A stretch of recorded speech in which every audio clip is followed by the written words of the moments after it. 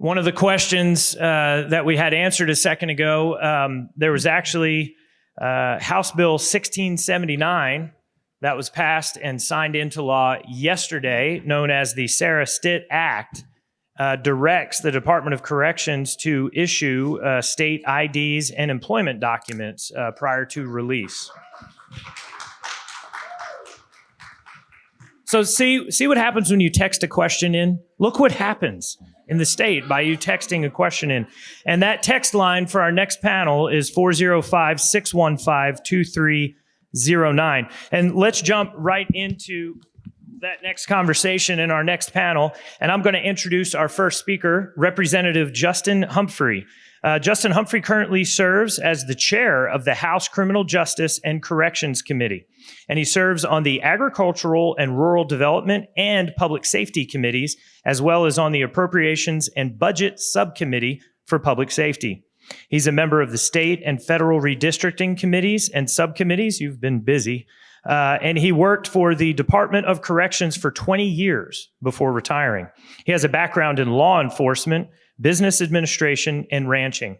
Justin was elected in 2017 to serve in the Oklahoma House of Representatives for District 19, which includes Atoka, Bryan, Choctaw, and Pushmataha counties. Humphrey and his wife, Carla, have been married for 30 plus years. They have 3 sons, Coben, Court, and Cade. Please welcome the Honorable Justin Humphrey.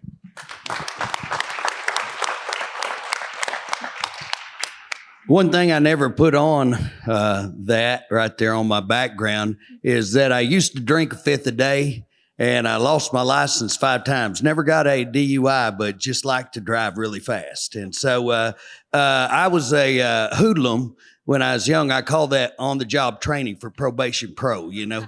And so I've been on both sides of the aisle, so I know very well. So I was worked in the prison as a correctional officer, 5 years. Most people get through college in 4, but it took me 5. And so 5 years in criminal justice. So went to the prison for, as a correctional officer, by the way, not the other. But went in for a year and a half or so. I did an internship also there. Went probation pro. I have also been sent to Maricopa County to go through their intensive supervision programs. And so I've been through all of our academies here, law enforcement, probation, CO, as well as I opened my own business to do drug courts. So I've ran 2 drug courts, as well as I opened a business to do private probation. And also I went to Houston, and I am one of the most qualified drug testers in the state of Oklahoma. I know that because Trans-Canadian Pipeline contacted me and said I was. I landed a contract with them to do drug testing, so I know drug testing fairly well. Hey, I want to jump in, and I'll talk really fast because I've got so much I've learned that I can't drop this on too many people. You'll get glassy-eyed because there's just too much to it. It is a lot to digest, but I think that you guys are on a good start here because most of the stuff we're talking about, y'all's already ready to move forward with. We hear the same thing. So what I'm going to do is everything that we've been talking about. How do we get the workforce in? How do we start early intervention? How do we start real supervision? How do we use evidence-based practice? How do we use progressive discipline? How do we get all that into the entire system and not just one place in Oklahoma City? So that is a huge, huge undertaking. Now, a while ago when Judge Stone, is a pleasure to finally, I've heard all about him and finally meet him, but he was talking about the brain, and so I was looking for that little part that is kind of a filter, so when you say something that keeps you from saying something, so I always, mine's missing, you know, I get in trouble a lot. So here's the deal, guys. I'm not here to offend. I'm not here to try to talk about a turf war, but here's the biggest obstacle to doing and changing the state from becoming the number 1 in criminal justice in the United States. And that's a turf war, okay? It's a turf war. It's about money. It's about my agency. It's about my program. And again, if you have a program, I'm not going after your program. I think that we can integrate and use all programs. So don't get your toes stepped on too bad. So if I'm talking about this, I'm talking about looking and analyzing and using real data to make decisions. So where does that start? It starts with computers. Okay. We need a computer system that connects every agency together. So we need a computer system that connects Probation Pro. We need a computer system that connects jails. We need a computer system that connects courts, all of the programs so that we're all working off the same page. We don't need somebody to run down to Idabel and commit a crime, run up to Boise City and come to Oklahoma City, and none of us know that he's or she is doing that, so that we tie all of this together. We also need to analyze. Wouldn't it be cool if we knew that heroin is on the rise in Oklahoma City, that we had a program that should, hey, that's easy to do. The programs that I'm talking about. Wouldn't it be great if we knew that incarceration was up on auto theft? Wouldn't that be great? So here's the deal. Those are easy programs to develop, tie them all in. Here's the other thing. We start an assessment that when we have a computer program like that, we start an assessment that begins at the beginning. So when we hit these people on a misdemeanor charge, okay, guess what? We talked about early intervention a while ago. In fact, let's not wait till they're adults. Let's catch them as a juvenile, because we all agree, and we saw the data a while ago, the faster we can stop it, the better off we're going to be. Okay. So again, we have early intervention. We have a computer system that is connected. And then we have an assessment. And here's the thing. We do an assessment before, judge left. I got a judge back there. Guess what? Judges sentence these people, and then we assess them. Shouldn't it work the other way around? Shouldn't the judge have a great assessment to say, hey, this is who this person is? And then he passes judgment and puts them in the program that they need to be put in. So I want to start an assessment program process early, right at the beginning. And then we'll be able to tell, does this person need out of jail? Does this person need to stay in jail? Do they need to go into a treatment program or whatever? And so one of the things I want to add to this assessment, we're talking workforce. I love it. We were talking a while ago, me and Joe, don't get us together because we can talk for a while. And we're both from pretty close, same. We got family, maybe kin or something. So here's the deal.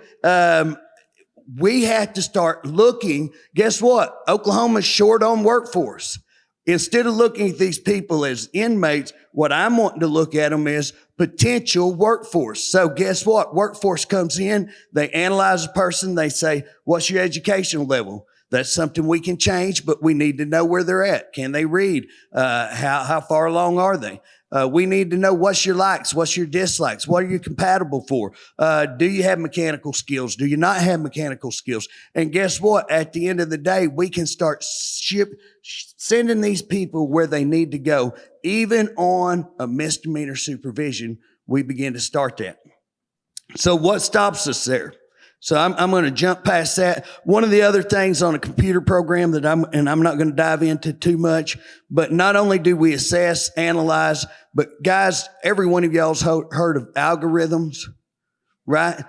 I've already worked with some people that I can tell you certain behaviors that will lead. I'm a probation pro officer, 20 years. I used to pull out my drawer and go, hey, let me look at my glass ball. I'm going to predict. Oh, Prophet Humphrey is going to predict what's going to happen to you. And Prophet Humphrey was pretty good at prediction, okay? So we can analyze and we can tell you what's going to happen. Just if you've worked in the business, judges, DAs, all you guys, officers, guess what? Can you predict? It's absolutely easy to do. So what we do is we set these up, we weight them, and certain behaviors we can weight heavier than others. But again, what we do is we don't wait around for these people to commit a crime. We analyze. We have a computer that analyzes, and it tells us, hey, Joe Blow, we better go out there and get him before he ends up going into the system. And we prevent that from happening. So that's part of the system that I want to look at. And again, it's going to cost a little money. I have found some money, and I think I found not all the money, but I think I found ways to capture money. Okay. So, with that, I want to talk about 780. Guys, I'm not opposed to 780. A lot of the people, especially law enforcement, my background's law enforcement, will be opposed. Rural people will be opposed because it's been a nightmare because we don't have the treatment places. We don't have all the processes that you do to deal with that. So out in rural America, man, it just means multiple crimes. Now, guess what? That's not good for the community. And guess who else it's not good for? It's not good for those people who are committing those crimes because one, it means more addiction, and two, it means they get buried under a mountain of debt, under a mountain of fees, cost, probation fees. So here's the deal. One of the biggest things is why aren't we doing this? Why aren't we doing it? It's money. Okay. It's all about money. So here's the deal. Right now, most of the people get put on DA supervision. DA supervision is very poor supervision. It is a money collection and a way to fund the DA's office. One, it's a conflict. Anytime there's money, so if I'm looking at you and deciding whether you ought to be charged with crime and that's what's funding my office, that's a conflict. We shouldn't even have it. We should fund the DA. So if you're here from the DA's office and you're mad at me already, listen to me. I'm saying we should fund you, and I'm going to make work lighter on you, not heavier on you, and give you your funding. Okay. You should love me, not be mad at me. All right. But you need out of the supervision business because one, it's conflict. Two, you're doing a terrible job. Okay. And so here's what we need to do. We need to start a probation statewide. And if we already have one in the city, so if you already got one going, I just want to make sure that you are meeting the same standards. We need to set a standard across the state, and we need to say, this is the standard and this is what you got to meet. Okay. That we do a good job. All right. I have found money because I can remove certain agencies and put them streamlined back to the community that gives them astronomical money. So the money does not get tied up in administrative costs. It goes straight to the source of where we're actually doing the job. So I'm not going to go into all of those processes, but I have found ways to fund this, and it can be funded. So one of the things that I want to look at, misdemeanor probation, that we have progressive in our computer system. We would actually have you walk in, get a UA, dirty UA. Guess what? We got a computer system that tells us what we need to do, and it's connected. So it goes right to the court. So they get to see what we're doing. We need progressive discipline, and we need consistent discipline all across the state, that it's consistent. It's immediate. And again, here's the problem. I've been a probation officer. You don't have nothing to do. What are you going to do? Don't do that no more. Stop doing that. Quit doing that. Quit now. I'm going to throw you in jail. Well, guess what? Your only choice is let's throw them in jail. I have created, here's the deal. You get a dirty UA. Guess what? You come in tomorrow and you're going to do more UAs. You're going to go outpatient treatment. Guess what? We have a patch. How many of y'all ever heard of the patch? So you got a patch that you can put on people, test you for 2 weeks. So you can't use drugs for 2 weeks. Slap 2 of them on. Guess what? That's a month clean. Somebody can get a month clean. We got a head start. Okay. So there's all kinds of alternatives and progressive discipline. We can fund jails so that we can use jails. We can fund treatment.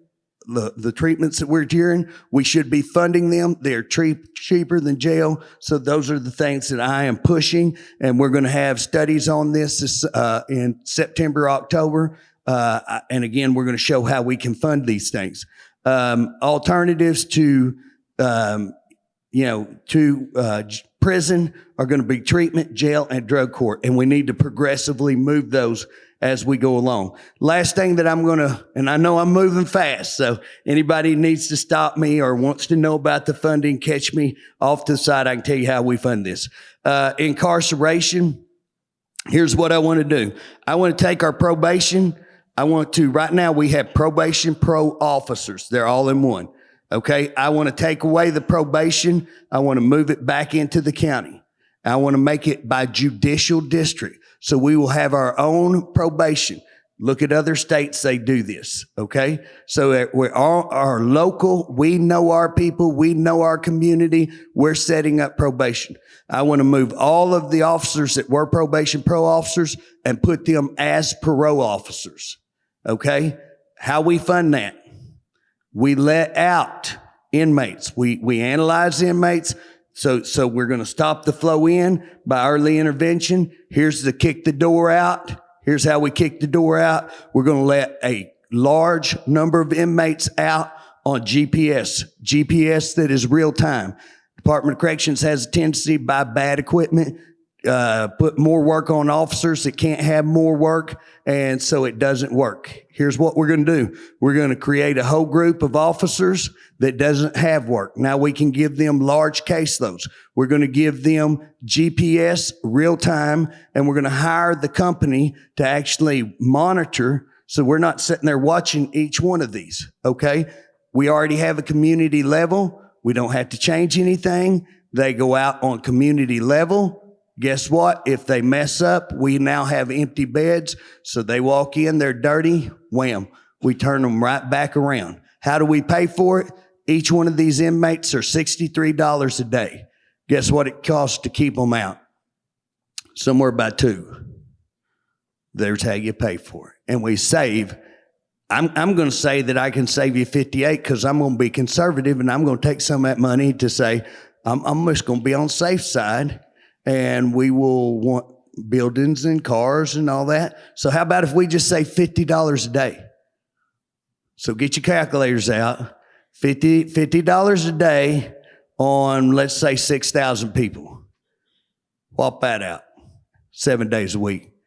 That turns in some money. So that's how we fund it. That's how I fund Probation Pro. That's how I fund all of these programs. The money's there. I'm not asking for new money. I'm asking that just let us use the money. Let us, here's the deal. We can't keep doing what we're doing. We have to change. What we're doing does not work. We've been the worst in the world for 30 years. Why would you want to keep doing it the same way? That's insanity.